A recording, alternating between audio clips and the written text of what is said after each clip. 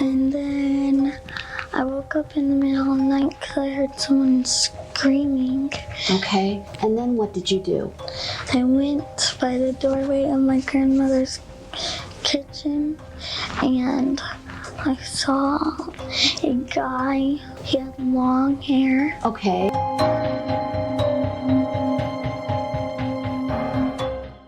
When 6-year-old Brooke Sutton becomes the sole witness to her 58-year-old grandmother, Judy Johnson's death, no one imagined that what she witnessed was only a glimpse into something far more sinister lurking beneath. What do you think happened?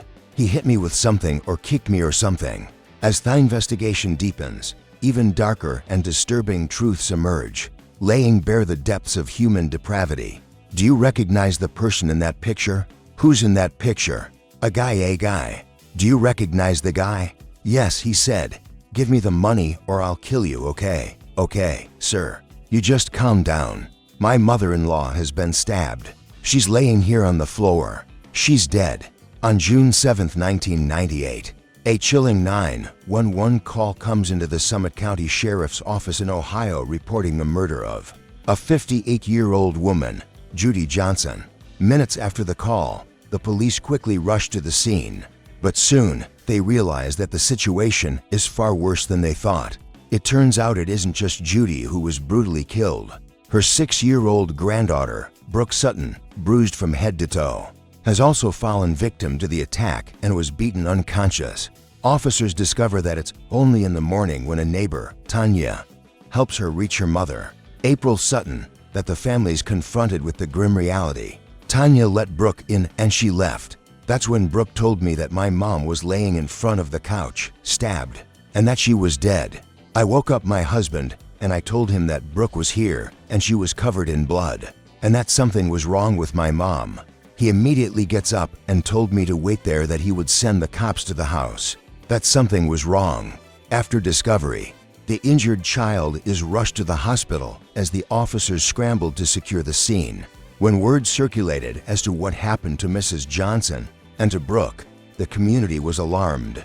It was a disturbing, hideous crime committed against a very vulnerable people. It was certainly a daunting investigation that the small-town police department was about to undertake. As the investigation begins, they start by speaking to their prime witness, Brooke. However, what she's about to reveal leaves the entire family shaken to its core. He looked like my uncle. He had dark hair. He was about the same height. And that's the only person I could think that he looked like. No one can wrap their head around the name Brooke reveals. Her uncle, Clarence Elkins, is identified as the man who killed Judy. But it doesn't take long for April to uncover a plausible motive for him to kill her mother. According to her, Clarence has a strained relationship with Judy, all because she never approved his marriage with her other daughter, Melinda Elkins. The officers view this as a strong motive and quickly mark him as their prime suspect. With that, they advance to break the news to the couple. Carroll County Sheriff Deputy came through the front door and he asked me to step outside. My son Brandon, and then he asked me what my mother's name was. And I said, "Judy." And I said to him, "Is my mom okay?" And he said, "No, she's been murdered." With that, officers also inform Melinda about Brooke's confession and take Clarence into custody. However, Melinda's reaction shocks everyone. And I said to them, "Yes, I am his wife, and yes, I know that some women do is stand up for their man and lie for them. But you're missing the biggest point here. That was my mother, and I want the person who did this to pay. And I'm telling you right now, it was not Clarence." After Clarence's arrest, officers review the crime scene for any evidence that might tie him to the crime. Despite a clear confession from Brooke, police that very morning searched Clarence's car for blood, for hair fibers, for different things, not a trace. Car was fine. Searched his house, even to the point of searching the drains of his shower for blood and particles and things of that nature. Came up completely clean. There wasn't any physical evidence that linked Clarence to the crime scene, because he did not do this. Melinda is still firm in her belief that her husband is innocent, but after a thorough investigation, officers discover something that can't be ignored. "We had an argument on Saturday evening. He ended up leaving and going to a couple of bars. He got home approximately to 40 in the morning. The testimony of the coroner was that the murder took place sometime between 2:30 and 5:30. Their theory is that Clarence has developed a hatred for his mother-in-law because the mother-in-law was allegedly interfering in his marriage with Melinda. There was a woman who said she was Judy's best friend, saying she was present when Clarence Elkins called Judy about a week before the murder and threatened to kill her. That's pretty damning stuff. However, nothing could have saved Clarence after Brooke's direct confession in court and autopsy reports. It soon reveals that Judy had not only been beaten to death, but also was sexually assaulted. They asked me if I would point who hurt me and my grandma out, and I remember I had to spin around in this little spinning seat, and I had to point out my uncle. For her to point at Clarence and say, "That's who did this to me." That was it. That's all I needed. With Clarence's fate sealed, on June 4, 1999, the jury convicts him of first-degree murder and sexual assault of Judy. With that, he's sentenced to 55 years imprisonment. I broke down. I collapsed. I screamed. I turned around to my sister and I said, "You know, we didn't do this." And I collapsed. And it was just so chaotic. They had a little 6-year-old girl who was saying it was Michael Clarence. Case closed. Shocked. I mean, to think that you can convict someone on ID testimony, let alone a 6-year-old child with no physical evidence to back it up. How can this happen? Heartbroken by her husband's conviction, Melinda leaves no stone unturned to clear Clarence's name of the crime. I had no experience investigating a homicide, obviously, but anyone could have done a lot better than what Barberton Police Department did. I had started a suspect list shortly after my mom's murder.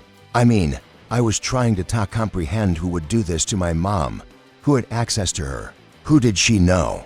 I would find out where they hung out, where they lived, interject myself into their life, and obtain their DNA. 4 years later, after tirelessly gathering evidence, Melinda files a petition to the court to get her mother's DNA matched with the ones on her list of suspects. I was 150% sure that Clarence was innocent of my mother's murder and attack on my niece. I just felt that she was very confused about what had happened. And I thought, how could you dare stick up for someone that just killed your mother? Our mother. Brooke was not the type of child that would make up a lie like that or even think of a lie like that. Despite multiple attempts, the court rejects Melinda's pleas. With no option left, she decides to visit Brooke, hoping to discover the missing puzzle piece. With her, an innocence advocate and expert, Professor Martinet, also joins the quest. I kind of took Brooke aside and explained why we were there. Mian asked me if I was sure that Uncle Clarence did it, and I just kind of broke down and said I wasn't sure. She said I was never really sure. And I said, "What?" She said, "Yeah, I said that originally. But then I started having doubts, and I tried to tell the prosecutors, and they kept telling me, no, no, no. We have all this other evidence about Clarence being a bad man. You're doing a good thing helping us send him to prison." Square one in this case was Brooke. As I read that testimony, I was struck about how weak her identification was. And under cross-examination, she admitted she never really got a good look at the killer. Everyone seemed to ignore the fact that Brooke had been traumatized. She had been strangled. She had oxygen deprivation. She had a severe blow to the head. And she's a little 6-year-old girl. And no one seemed to question that maybe this little girl was confused. What Brooke reveals proves to be the real breakthrough Melinda needed. Only after her recantation does the court tap of the crucial DNA test. And what the results show flips the case entirely, leaving the prosecutors stunned. DNA found in Judy's body is no match for Clarence. We knew at that point that Clarence Elkins was innocent. We didn't know the name of the true perpetrator, but we knew his DNA profile. But as comforting as this news is to Melinda, the DNA findings baffle her, too. Not only did the DNA results clear Clarence's name, but also all others she'd suspected. With this news, a horrifying truth sinks in. The killer is still unknown and out on the loose. Having said that, this isn't the only terrifying thing for Melinda as she learns about the prosecutor's disturbing new theory. Suspecting the DNA could have been contaminated, the court rejects it as evidence. And I was livid. How dare they? And if do they want me to hand them the killer on a silver platter? Okay, that's what we'll do. Now on a mission to find her mother's true killer, Melinda conducts a thorough investigation of Judy's neighborhood, gathering every piece of evidence she finds suspicious. Luckily, a videotape offers a crucial lead. A friend of my mom's brought me a wedding video that my mom was in. I noticed this younger guy was very attentive to my mom, and I said, "Who's that guy?" "That's Ree. He had such a crush on your mom." He had asked Judy Johnson to go out even though there was a 30-year age difference. This was all shortly before the murder, and Judy Johnson said, "You